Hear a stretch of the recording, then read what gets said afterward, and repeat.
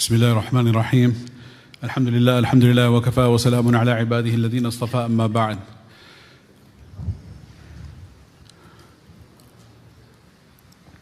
So one of our respected teachers, Mufti Minhaj, Hafidhahullah, he advised me that I should weekly go through with the students here at the DarusSalaam Seminary this book of Ibn Ata'illah Iskandari Rahmatullah Alayhi, Kitab al-Hikam, the book of wisdoms, aphorisms, words of wisdom, also known as al-Hikam al-Ita'iyah.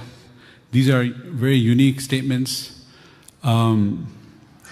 profound statements that are both eloquent with respect to the construction of the sentence, with respect to the words that he chooses and how he conveys his points and his perspective.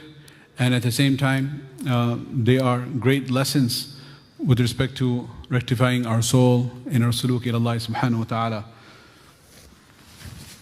Last few days we've been talking about different technical subjects, and they are very important, of course, for us to have a proper understanding. But at the same time, I wanted to switch it up and talk about something more on the spiritual side. So alhamdulillah, we had this opportunity every week, once on the men's side, once on the women's side, twice a week in fact, to go over these beautiful lessons. That's why it says weekly khatira. And I found this very refreshing, intellectually and stimulating and spiritually rejuvenating at the same time. May Allah subhanahu wa ta'ala give us tawfiq. Some of the statements that he has given are at times difficult to comprehend at first glance. You have to think about it deeper. And this is the dua of our ustad and our shaykh, that he said that continue reading it, and jo samajh mein na aaye wo Allah samjha dega, he said. If you can't understand it, make dua Allah allow you to understand it. Ya mufahim Sulaiman fahimna. Over here, these that have been selected, few that we will go over, they are not that difficult. And then you may be wondering, why was there such a disclaimer about some of them being difficult or introduction? And then, that's pretty straightforward. These are easy ones. And the students, they memorize the Arabic and they memorize the translation and memorize the meaning. So I also chose ones that are brief, so it's easier for the students to memorize, brief in words. Qalilul mabani kathirul ma'ani, brief words and deep meanings. So the nature of the statements are that they're very scattered. Each one is on a different topic. Sometimes the same topic comes multiple different ways. So it is different from how other books are written, where you have particular chapters and you have prose, sentence after sentence. These are just individual sentences. He says here, Man istaghraba, whoever considers it to be very strange. Gharib is something which is strange, and also a traveler is known as gharib. The reason he's known as gharib is because the people around him don't know him, they think he's a stranger. And istaghraba means that considers it to be strange. Man istaghraba, or man istaghraba, whoever considers it to be strange, an yunqidahu Allahu min shahwatihi. How is it possible that Allah subhanahu wa ta'ala can save him from his desires? So he thinks about his desires, his shahawat. We talked about yesterday, fitnatul shubahat, fitnatul shahawat. All his carnal desires are raging and are taking him towards Jahannam. He cannot escape from that.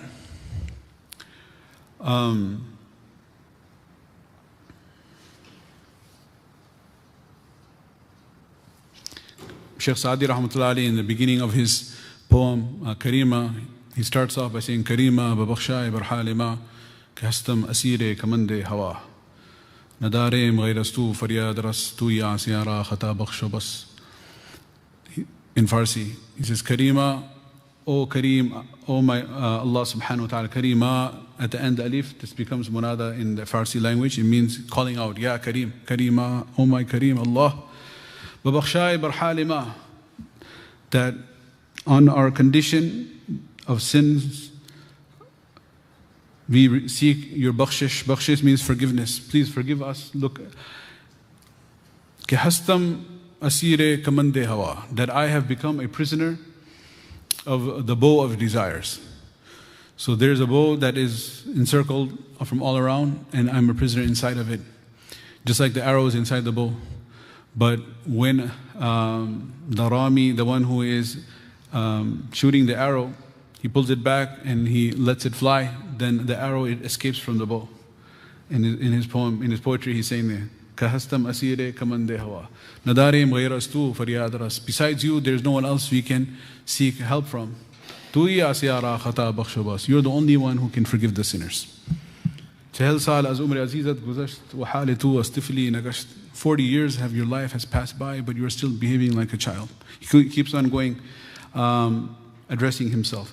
So this person, if he finds it very strange and very astonishing, how is it ever possible that Allah subhanahu wa ta'ala can save me from my desires? Because my desires are so strong and they have overcome me. وَأَن يُخْرِجَهُ مِنْ وُجُودِ غَفْلَتِهِ. And he finds it very strange that how is it possible that Allah subhanahu wa ta'ala can take him out from his state of forgetfulness. So, مَنْ اسْتَغْرَبَ أَن يُنْقِذَهُ اللَّهُ مِنْ شَهْوَتِهِ. Shahwa is a condition of the heart, and ghafla is a condition of the mind. So he says, my heart is overcome by shahwat, and my mind is drowning in ghaflat. My heart is overcome by desires, and my mind is in ghafla, in forgetfulness. How am I ever going to get out of here? So this is yas, losing hope. And yas is kufr. فَإِنَّهُ لَا يَأْسُ مِنْ رَوْحِ اللَّهِ إِلَّا الْقَوْمُ الْكَافِرُونَ. Only those who disbelieve in Allah, they lose hope in the mercy of Allah subhanahu wa ta'ala. And a person may think that, oh, this is a good thing, that he is thinking lowly of himself. Actually, this is one of the subtle attacks and deceptions of shaitan. Because when he makes you feel that the game over, you've committed so many sins as it is, there's no hope for you, what's the point? So therefore, don't seek forgiveness. Therefore, continue on in your sins. This happens on the sin side. And on the good deed side, there's another attack of shaitan, where he tells us that your salah, you're not attaining high maqamat, you're not receiving that spiritual bliss, ecstasy. Where's the halawa and sweetness in your prayer? You're just doing exercise, up, down, kiss the ground. What is this? It's waste of time. So when we start belittling our own good deeds, then a person doesn't realize what's going on. He may think, wow, I'm just being humble. I'm not, you're not supposed to pat yourself on the back. You have the فَلَا تُزَكُّوا أَنفُسَكُمْ there from Allah Ta'ala. Do not consider yourself to be self-righteous. So I'm not being self-righteous, I'm being humble. But we cross the line from being humble into demeaning the ibadah. And once we do that, then the next step is that what? Since there's no point, why should you continue? Therefore, abandon it. So give it up. That's where he's taking us. That's what Rasulullah sallallahu alaihi wasallam said, "La tahqiranna min al-ma'rufi shay'a." Never belittle and look down upon any good deed. وَلَوْ أَن تَلْقَى أَخَاكَ. Even if it may be to see your Muslim brother بِوَجْهٍ طَلَقٍ, with a smiling face. وَلَوْ أَن تُفْرِغْ مِن دَلْوِكَ لِأَخِيكَ الْمُسْتَسْقِي. And even if it may be to give a sip of water from your bucket to a brother who is asking for water. Nabi sallallahu alaihi wasallam added the words min dalwik, from your bucket, meaning it's not like your last sip like in Yarmouk.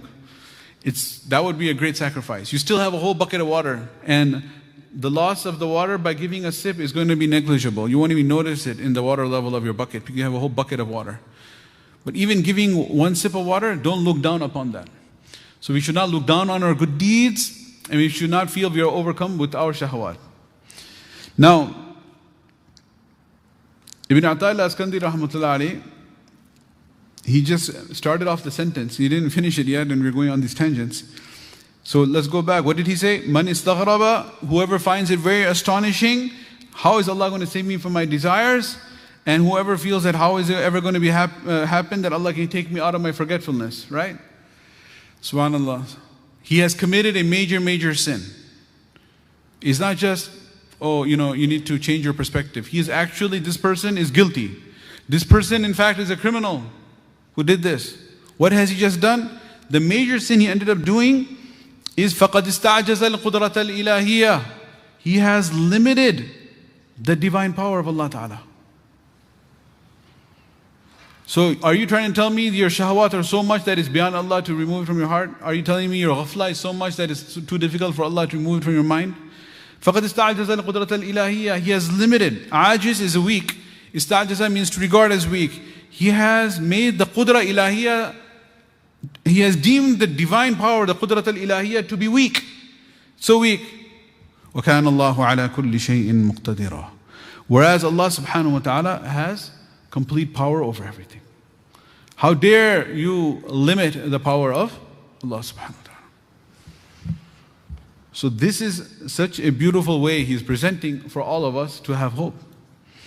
But if you put the whole thing together,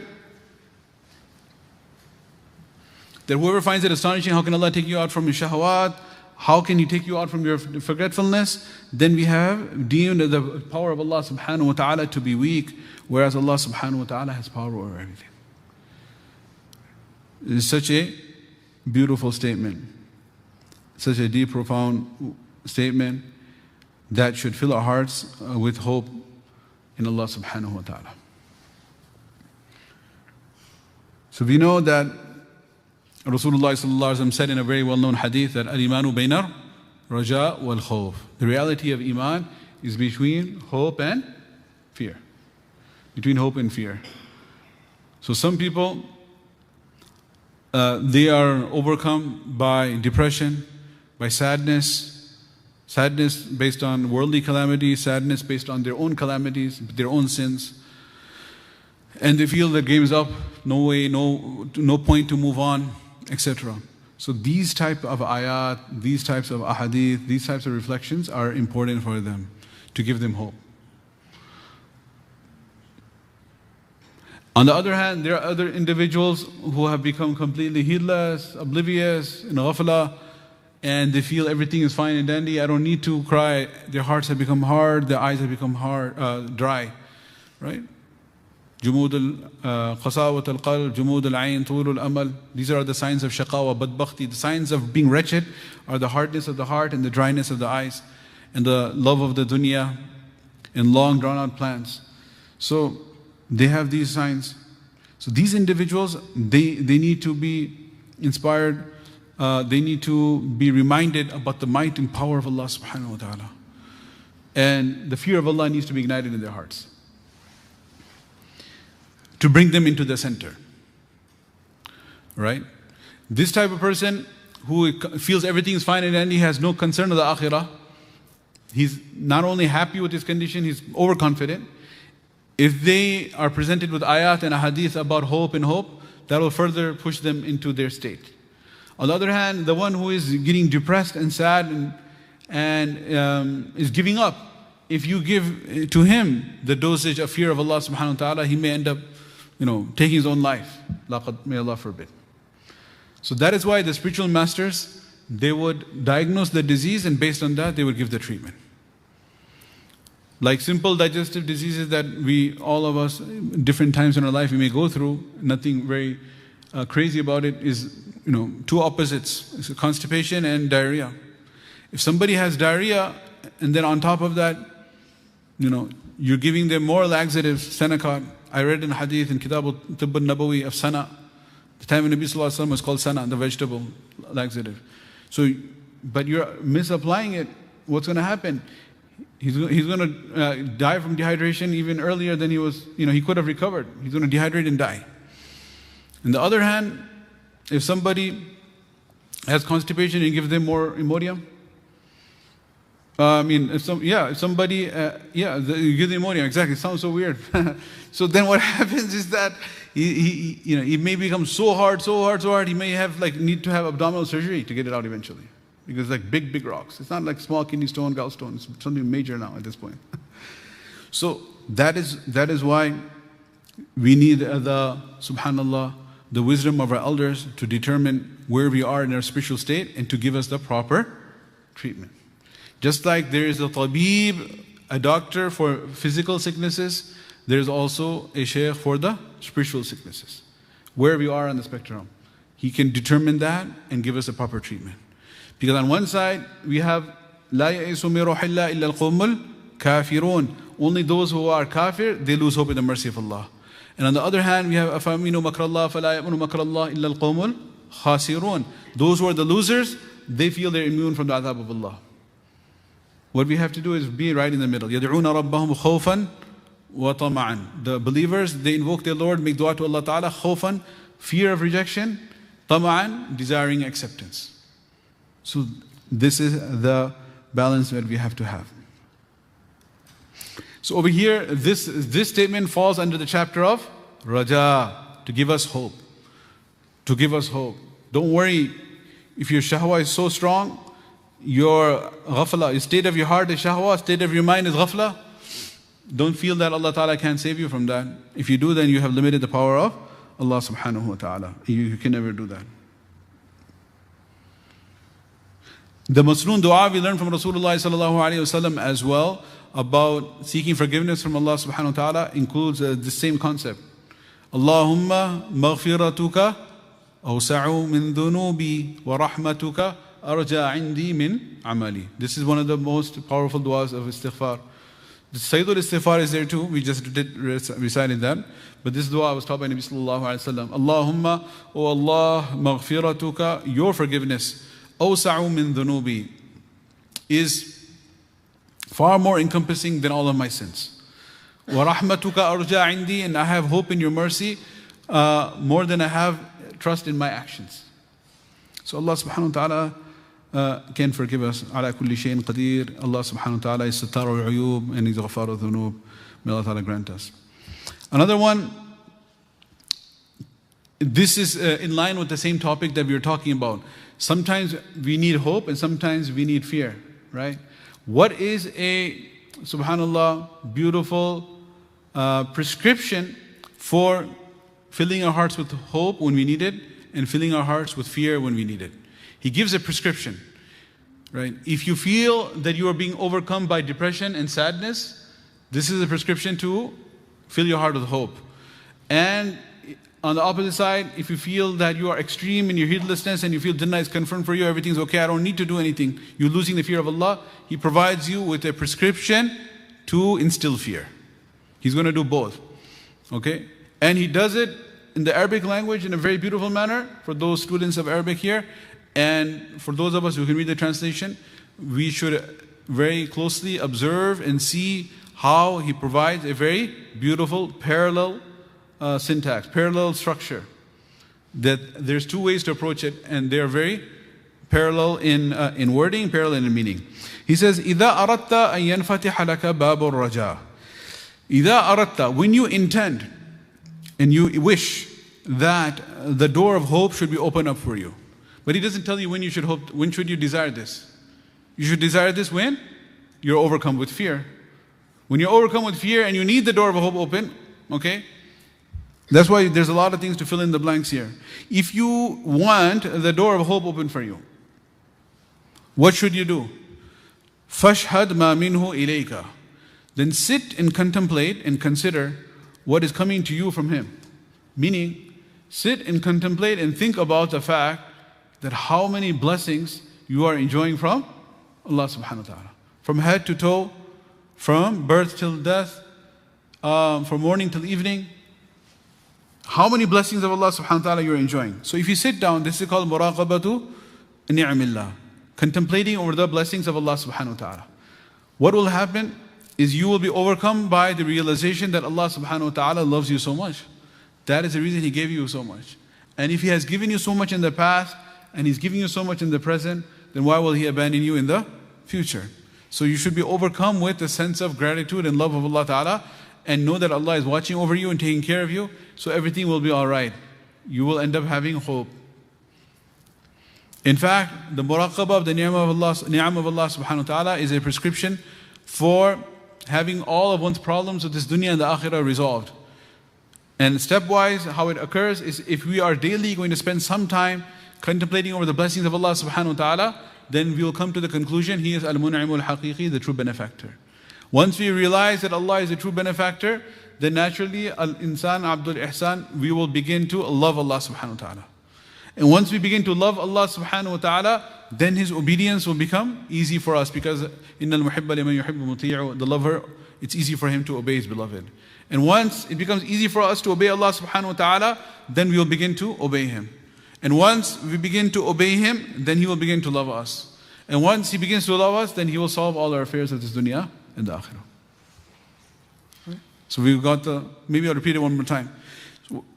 So basically, if we sit down for a few moments every day and contemplate over the blessings of Allah subhanahu wa ta'ala, by doing so, we will come to the deep realization, and we'll be something from the subconscious mind will come to the conscious mind that Allah subhanahu wa ta'ala is the greatest benefactor. Once we realize that, we will love Him. Once we love Him, His obedience will become easy. Once His obedience becomes easy, we start obeying Him. Once we start obeying Him, then He loves us. And once He loves us, then He will solve all our matters. So فَاشْهَدْ مَا مِنْهُ إِلَيْكَ, start contemplating what is coming to you from Him. وَإِذَا أَرَدْتَ يَنْفَتِحَ لَكَ بَابُ الْخَوْفِ, and if you want and you need that the door of fear should be opened up for you.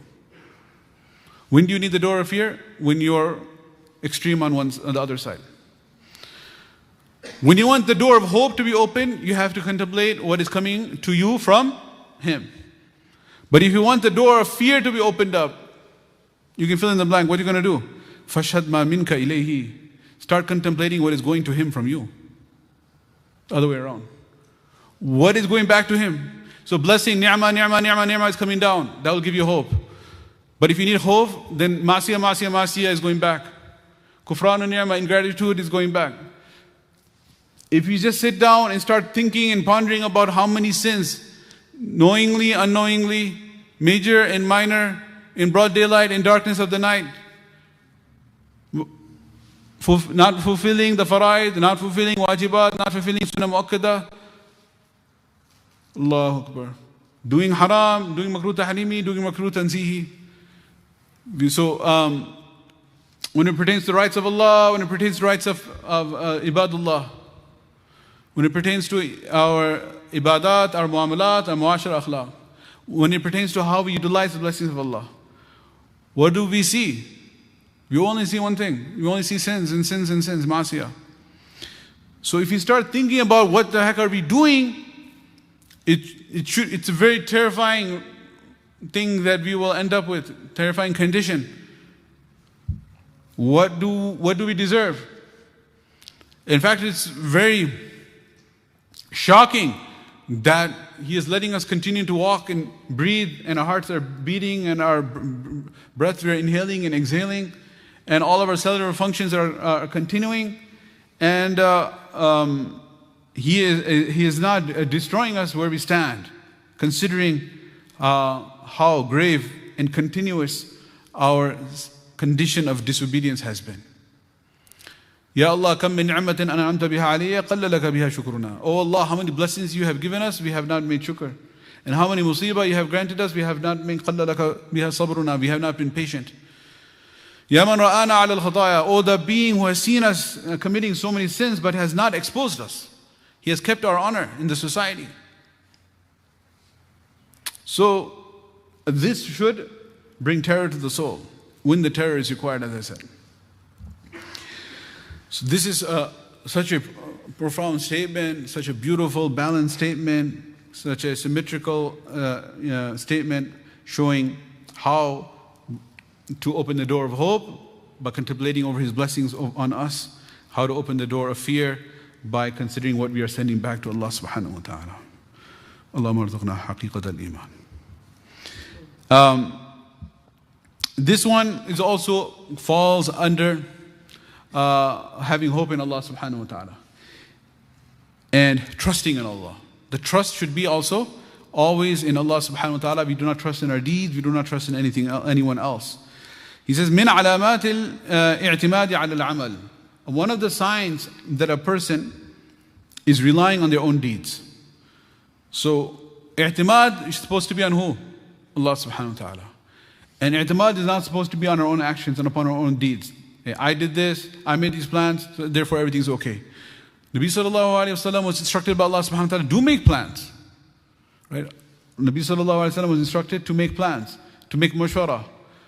Fa'fu anhum, forgive your sahaba, wastaghfir lahum, ask Allah to forgive them, washawirhum fil amr, take their mashwara when you decide matters. فَإِذَا عَزَمْتَ, and after you make all of your plans and you make a determined decision, then فَتَوَكَّل, have reliance on the plan, or فَتَوَكَّل عَلَى اللَّهِ. فَتَوَكَّل عَلَى اللَّهِ. فَإِذَا عَزَمْتَ, when you make your plan, فَتَوَكَّل عَلَى اللَّهِ. It's not, you're not supposed to just have tawakkul without a plan. Failing to plan is planning to fail. So we have to make a plan, but we don't trust in our plans, we trust in Allah subhanahu wa ta'ala. So He doesn't tell you all the background. You're supposed to trust in Allah, you're not supposed to trust in your deeds. He just says, one of the alama, there are multiple indicators that you are actually wrong in your focus. You are trusting in your deeds instead of in Allah subhanahu wa ta'ala. But one of the signs that a person is actually trusting on his own deeds, even though he doesn't realize it. When something is happening and you don't realize it, you need something to indicate it. That's called an alama. If there's a hidden phenomena and you have to diagnose it, then you look for the symptom. You don't have like any, what are the symptoms that, it's daytime? You don't have any alama. Because it's bayyin, it's something very apparent. When the sun is there, then it's daytime. When the sun is gone, it's nighttime. Even if it's cloudy as it could get, you still know when the sun is there, unless there's a lunar eclipse coming. For like 4 solar eclipse, in 3 minutes it'll be dark. But besides that, you will see the sun. In the totality area, it'll be 3 to 4 minutes. So, when he's saying alama, this also is indicating the fact that this person who is caught up in i'timad on his amal, he's trusting in his own actions, he doesn't know it. He doesn't know it. He thinks he's trusting in Allah, but he's not. He's actually trusting on his own actions. So that's why Ibn Ata'illah is giving you an indicator. Watch out. If you see this happening, that means you got it wrong and you didn't realize it. So he says, min alamat al-i'timad. I'll take a question at the end. Yeah, huh? Yeah, I'll take it. Min alamat al-i'timad ala al-amal. One of the indicators that a person is relying on their own deeds is nuqsan al-raja' inda wujud al-zalal. Is the fact that he ends up losing all hope when a mistake occurs. Meaning if a person is doing good deeds and he thinks he's trusting in Allah subhanahu wa ta'ala, at the time when zalal means a slip, when he ends up slipping and falling, if he loses hope, he says, oh, everything's over now, I'm done. That means when you were happy before, why? Is it because of your actions you were happy? Or was it in the tawfiq from Allah subhanahu wa ta'ala? Now, that Allah who grant you the tawfiq is the same Allah who can grant you maghfirah. So why did you lose hope? If you completely lose hope at the time when a mistake occurs, means that when you are happy on your own deeds. But if you are happy on the tawfiq from Allah, then Allah is a constant. So Allah subhanahu wa ta'ala is a constant. So therefore, we should not completely lose hope and say, oh, I made a mistake, everything's over. Rather, we have to rely on Allah subhanahu wa ta'ala, that Allah subhanahu wa ta'ala will get us through this loss. Right? And now, to balance it, on the other side, he says that ar-raja'u, true, genuine hope, which it counts in the court of Allah subhanahu wa ta'ala, ma qaranahu amal, is that which is coupled with action. Meaning your hope, hey, you have to do something as well. You have to make some plans and actually get going with those plans. Put it into action. It has to be coupled with action. If a person says that he has a goal in his life, but if he does not devise a plan to achieve that goal, then that is not a goal, that is just a dream. So there are some people who see dreams when they're sleeping in the night, and there are some who see dreams in the day. He's daydreaming. The people at itikaf, they have the daydreams, right? That's another type of daydream. So, ar-raja'u, the true genuine hope is coupled with action. So you have hope, oh, everything will be all right, everything will be all right. Yeah, but what are you doing? Wake up, do something. وَإِلَّا فَهُ أُمْنِيَّةٌ. Otherwise, it's merely wishful thinking. This is a pretty straightforward one. Right? الرجاء ما قارنه عمل وإلا فهو أمنية. Genuine hope is that which is coupled with action. Otherwise, it is merely wishful thinking. We want to make sure we are not among those who are just wishfully thinking, but rather we are actually coupling it up with action. He says here, ما فات من عمرك لا عوض له. That part of your life that has gone by, is irreplaceable. There's no way we can take the clock back.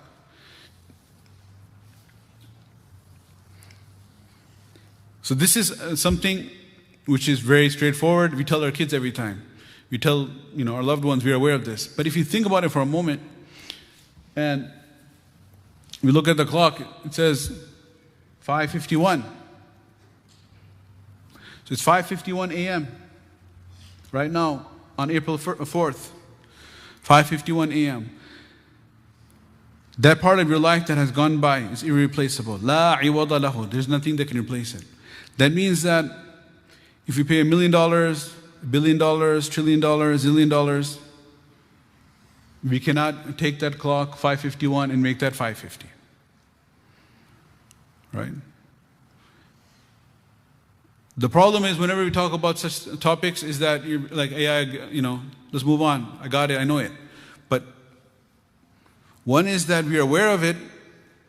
The question is that are we leading our lives in such a manner that this reality, we are keeping it in mind at all times.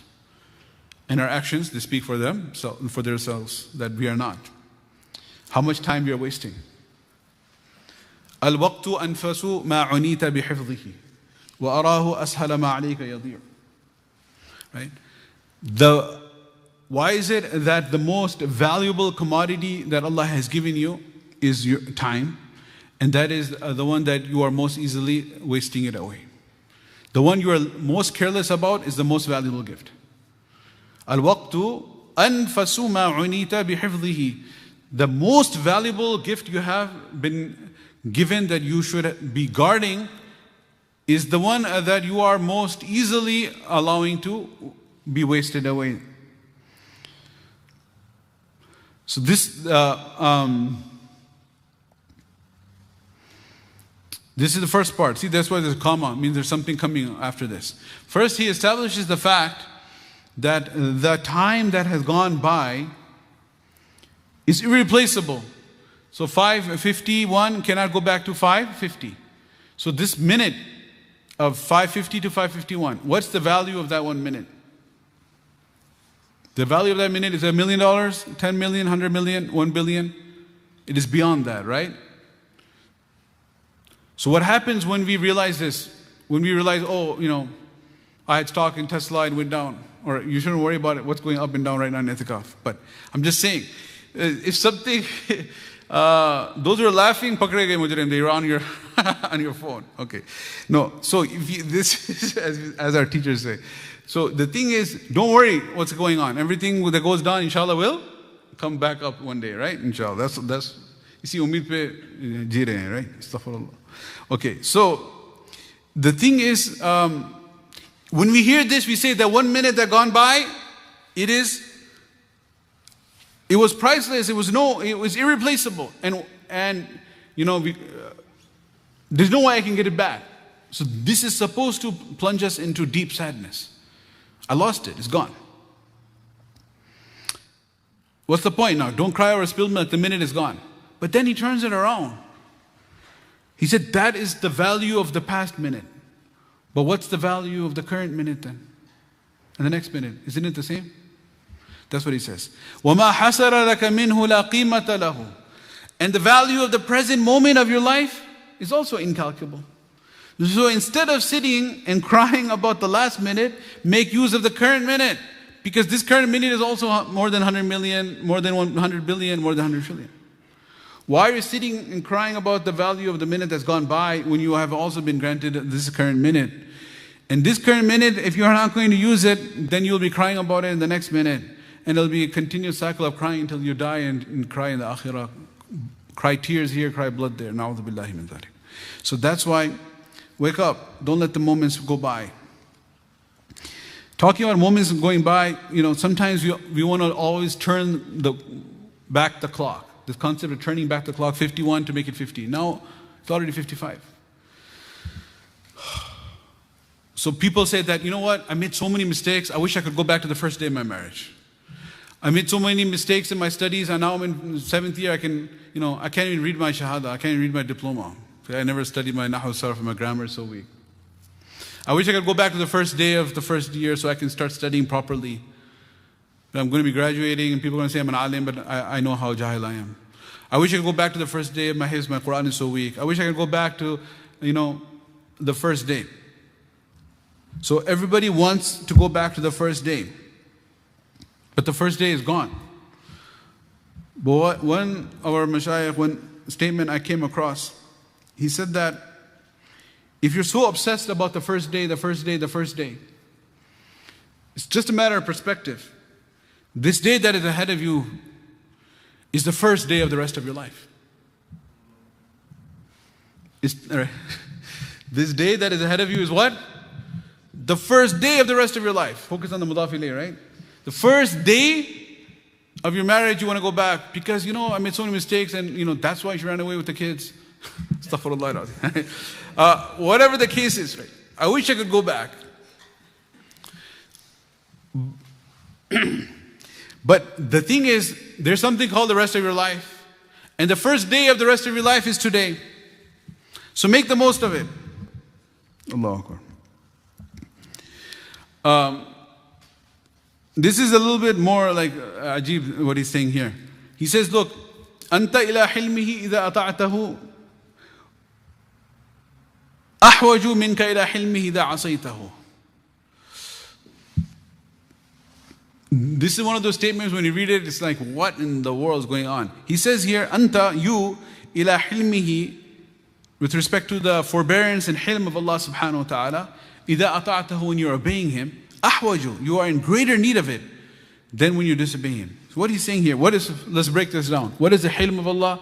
Hilm of Allah is when He sees you committing mistakes and He let things slide and go. He doesn't catch you right away. That's called hilm, halim. The one who's forbearing. So then, over here there are two states of a slave. One is the state of ita'ah, when he's obeying Allah. One is the state of masiyah, when he's disobeying Allah. So, if you're talking about a select demographic, those who have some level of fear of Allah subhanahu wa ta'ala, when they are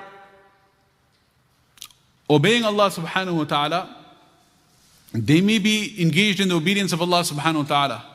But except for the awliya and those who are very close to Allah subhanahu wa ta'ala, it is very likely that kibr and arrogance comes into the heart because of the good deeds a person is doing.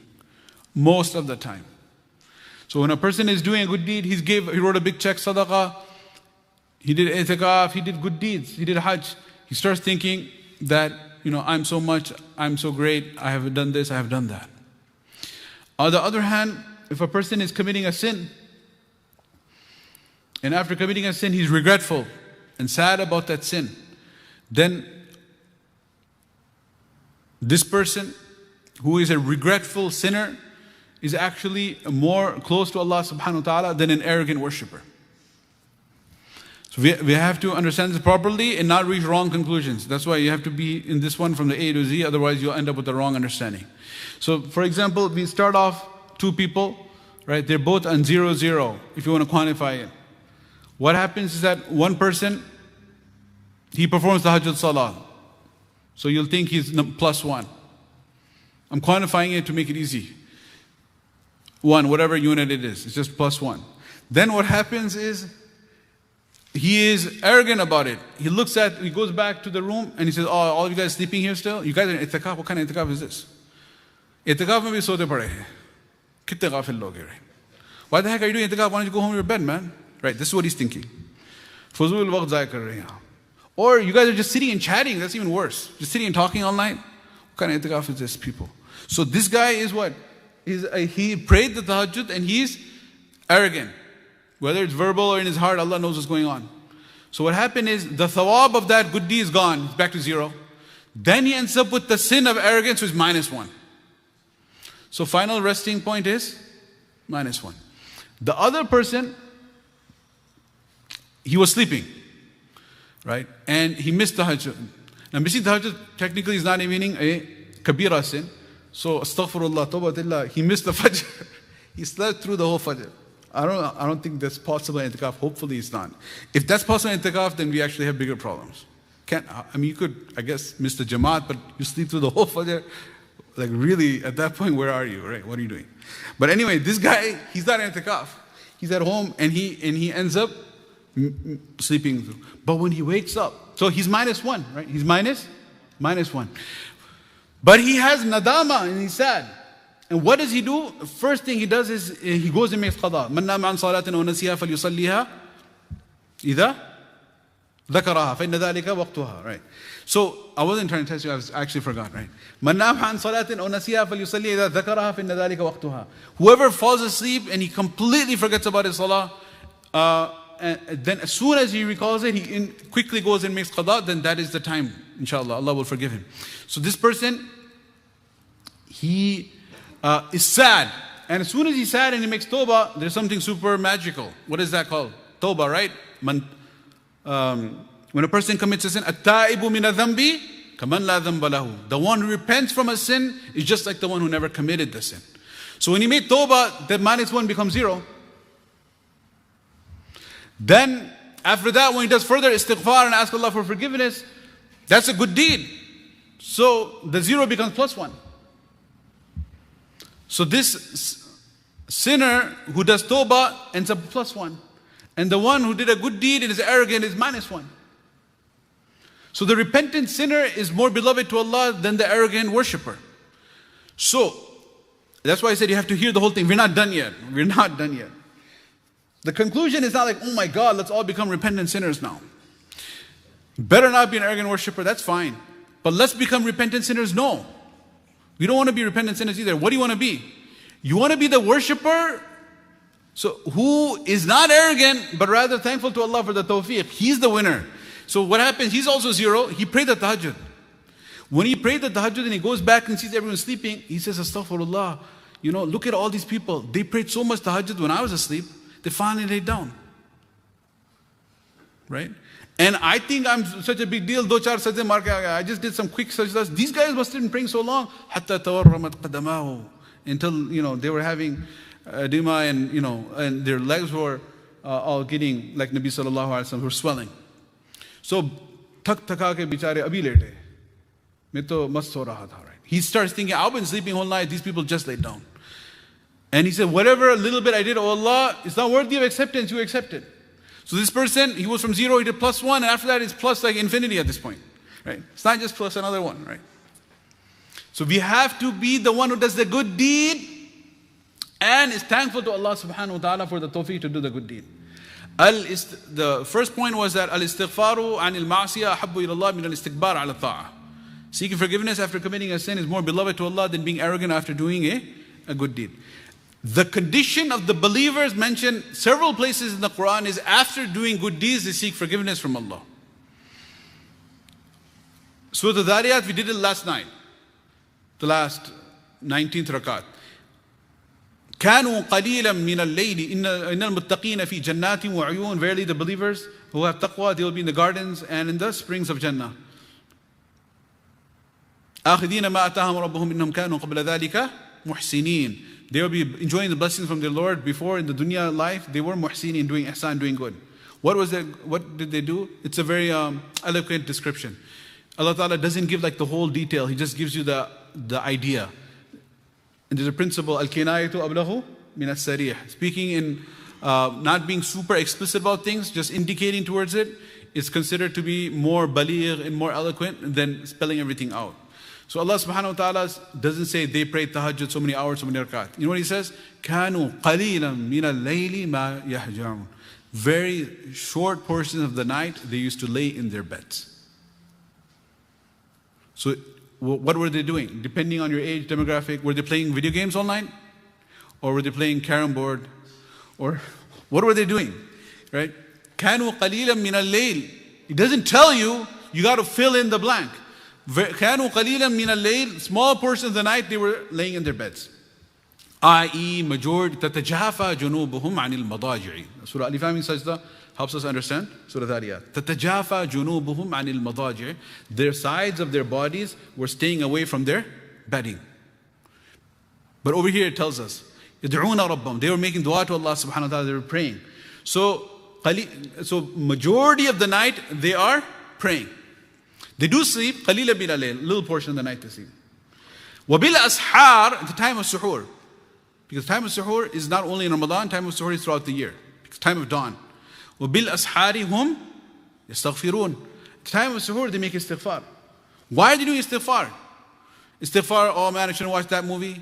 Or istighfar, I shouldn't have been playing that game. Istighfar, I wasted my time. No. Why are they doing istighfar? Hey, you just did ibadah all night. Why do istighfar? They're doing istighfar. Remember, we said the sinner who does istighfar is more beloved than the one who worships and is arrogant. Now we're talking about the one who's doing ibadah and worship, and then he's doing istighfar. He's doing istighfar because he says, مَا عَبَدْنَاكَ حَقَّ عِبَادَتِكَ. Oh Allah, I did not worship you the way you deserve to be worshipped.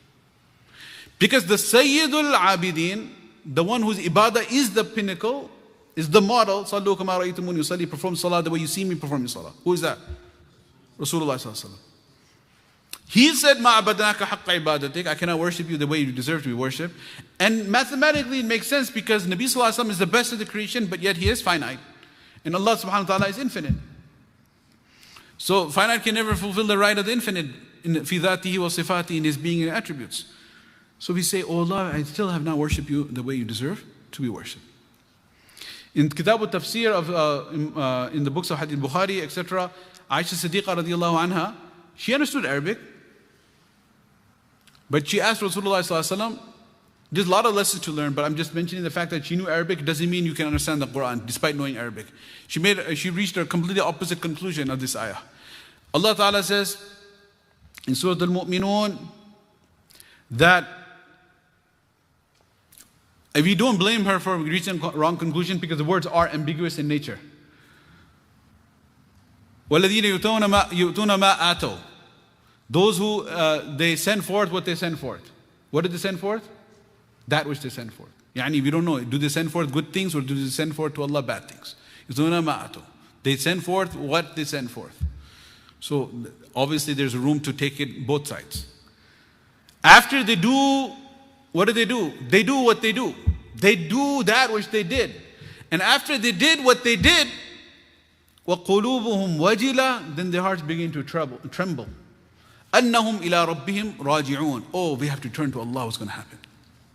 So she said to Nabi sallallahu alaihi wasallam, Ya Rasulullah, isn't this ayah, Nazarat, has been revealed about الَّذِينَ يَسْرُقُونَ, who steal, and يَزْنُونَ, commit zina, and يَشْرُبُونَ الْخَمَرَ, they drink wine. And after they do these sins, then their hearts tremble that, oh, we have to return back to Allah. Is it about them? So Nabi sallallahu alaihi wasallam said, La ya Aisha, no. Read the context, the next ayah. أُولَٰئِكَ يُسَارِعُونَ فِي الْخَيْرَاتِ وَهُمْ لَا سَابِقُونَ. This ayah is real about those people, الَّذِينَ يُصَلُّونَ وَيَصُومُونَ وَيَتَصَدَّقُونَ. They perform salah, they give sadaqah, and they fast. وَيَخَافُونَ أَلَّا يُتَقَبَّلَ مِنْهُمْ. Then they're fearing, will my action be accepted in the court of Allah or not? That's why Nabi sallallahu alaihi wasallam, assalamu alaikum wa rahmatullah, assalamu alaikum wa rahmatullah. The afdalu ibadillah, he performs the afdalu ibadah. And then what he used to say immediately? كَانَ يَسْتَغْفِرُ اللَّهَ ثَلَاثًا أَسْتَغْفِرُ اللَّهَ أَسْتَغْفِرُ اللَّهَ أَسْتَغْفِرُ اللَّهَ.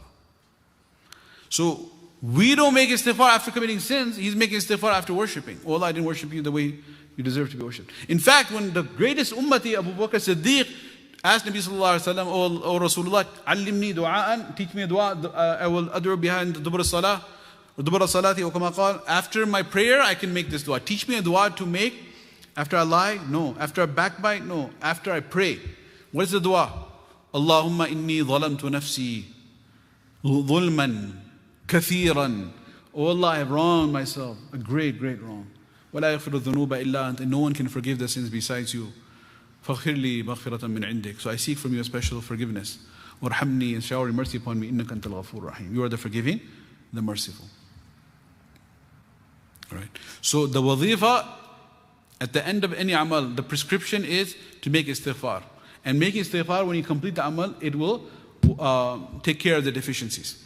But again, what I said in the beginning is you have to be careful, you don't go overboard with it. You have to balance it. If you go so overboard that لا تحقرن من المعروف, do not belittle your good deeds. Consider them completely useless, because that's the first step to abandonment. If it's useless, then give it up. That's shaitan. So, actually, that's why the mashayikh say whenever you complete a good deed, there's two things you have to have. What are they? Shukr and istighfar. Thankfulness and istighfar. Seemingly opposite. Are you going to be thankful or are you going to seek forgiveness? And how can you have ijtima' al-diddain mahal, two things that are opposite at the same time? It's because they're regarding two different things. There's no contradiction. Explained simply, like very mathematically quantifiable terms, is that there's a particular threshold level that the ibadah is supposed to be at. Say, let's give that a figure of 100, right? The ibadah for it to be accepted at the standard Allah wants is 100 points. You have performed salah, right? What is the point value of your prayer with respect to the outward performance and inward, lahir and batin, external and internal dimensions? From the fiqh of it to the tazkiyah of it, to the khushu' of the heart and the khudu' of the limbs. So, where are we at? There's some number, right? It's some x plus 0. So it's something. It's at least 1, 2, 3, 5, 10. Inshallah, let's be hopeful. It's like, say it's 75, 80, maybe 85, I don't know. It's some number. So, for the sake of an example, we'll say it's 80 out of 100. So, there is shukr on the 80 part, and there's istighfar on the 20 that still remains. That's how we reconcile both. So, whatever we were doing, there's something that we did. So, we should make shukr. لَإِن شَكَرْتُمْ لَزِيدَنَّكُمْ. If you thank Allah for the tawfiq He gave us, then He'll give us more. And at the same time, we balance it by making istighfar for the deficiency, because there's always a deficiency from what Allah wants. That's the difference between iman and amal. What's the following statement? Alert. Iman and amal, what's the difference? There are a lot of differences, but in this context, iman and amal.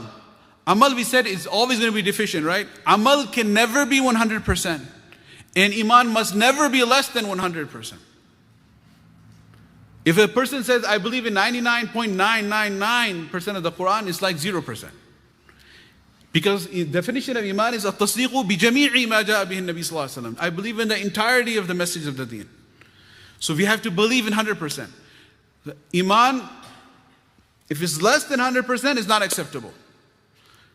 And amal can never be 100%. There will always be a deficiency, right? It's very important to understand. Amal can never be 100%. Iman must never be less than 100%.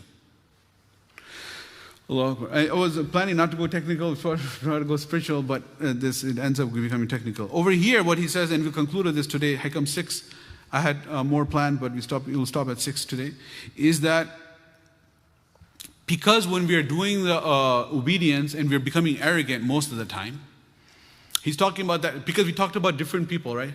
We talked about the sinner, what does he do?